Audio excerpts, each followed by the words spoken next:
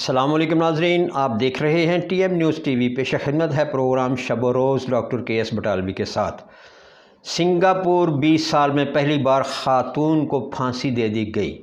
منشیات کے جرم میں ملوث خاتون کو پھانسی کی سزا۔ برطانوی میڈیا رپورٹ کے مطابق سنگاپور نے 42 سالہ سری دیوی رجمانی کو پھانسی دی، جس کی تصدیق انتظامیہ کی جانب سے بھی کی گئی ہے۔ خاتون سنگاپور کی شہریت رکھتی تھی اور اس پر 2018 میں 30 گرام ہیروئن کی اسمگلنگ کرنے کا جرم ثابت ہوا تھا۔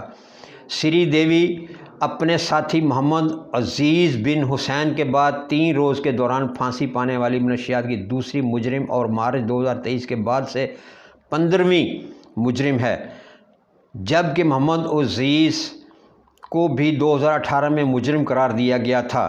خیال رہے سنگاپور میں دنیا کے سخت ترین اور انسداد منشیات کے قوانین ہیں۔ حکومت کا کہنا ہے یہ معاشرے کے تحفظ کے لیے ضروری ہیں۔ سنگاپور میں قائم انسانی حقوق گروپ کے مطابق سری دیوی سنگاپور میں سزائے موت پانے والی دوسری خاتون ہے۔ وہ 2004 میں ہیئر ڈریسر بن مے وین کے بعد اس طرح پھانسی چڑھائی جانے والی دوسری خاتون ہے۔ ین کو بھی منشیات کی اسمگلنگ کے جرم میں پھانسی چڑھائی گئی تھی۔ ناظرین، یہی بات قابل غور ہے۔ ایک غیر اسلامی ملک جہاں اسلام کا نام و نشان بھی نہیں ہے، مگر ان کے عقیدے کے مطابق عوام کو درست راستے پر چلانے کے لیے پھانسی کی سزا دی گئی۔ منشیات ایک ایسا جرم ہے جس کا کوئی مد مقابل نہیں، جس سے قوم نسل برباد ہوتی ہے، تو انہوں نے اس قانون میں اتنی سختی رکھی کہ منشیات فروشی، منشیات کی اسمگلنگ و دیگر منشیات کے جرائم میں سزائے موت ہی ان کا علاج ہے، اور انہوں نے پھانسی دے دی۔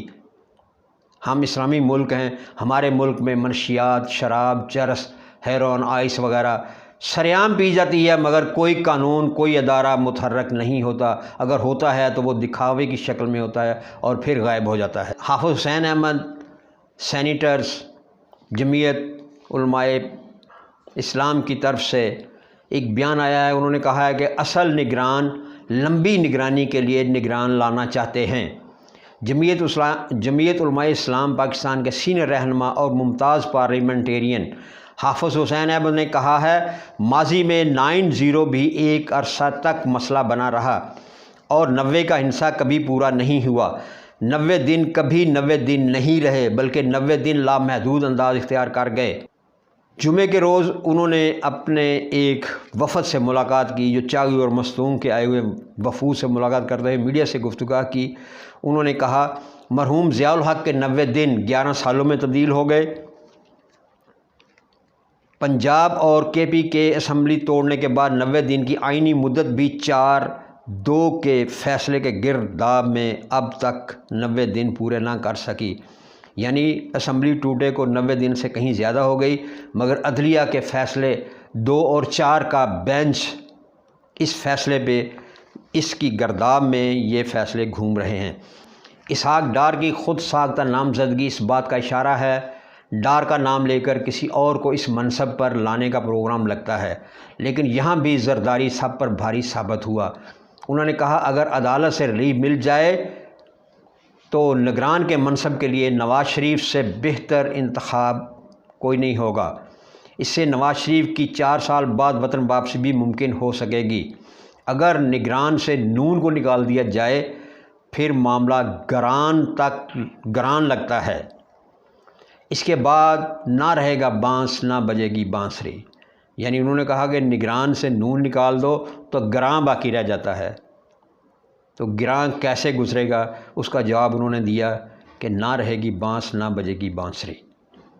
جب تک فوجی اور قومی حکومت نامزدگی اور قوانین میں ترامیم کے بل بوتے پر لائی جاتی ہے اور ووٹ کے ذریعے جمہوری حکومت آتی ہے، مرد و زن شماری کا مسئلہ بھی سر اٹھا رہا ہے۔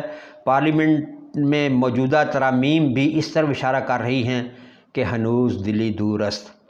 یعنی انہوں نے اس بات کی واضح بات کہی کہ پارلیمنٹ قوانین میں ترامیم کی جو بات ہو رہی ہے وہ اس طرف اشارہ ہے کہ نگران حکومت آئے گی تو وہ 90 دن کے لیے نہیں، لمبے عرصے کے لیے ہوگی۔ اس لیے انہوں نے کہا کہ ہنوز دلی دور است، یعنی الیکشن ہونے کا ابھی دور دور تک کوئی امکان نہیں۔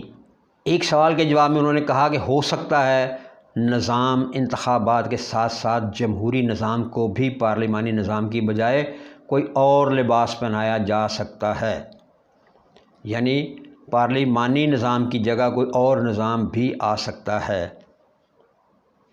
یہ سینئر رہنما جمعیت علماء اسلام سینیٹر حافظ حسین احمد صاحب کے ریمارکس تھے۔ اس پہ ہم ابھی کوئی تبصرہ نہیں کر سکتے کیونکہ انہوں نے خود ہی ہر بات واضح طور پر کر دی۔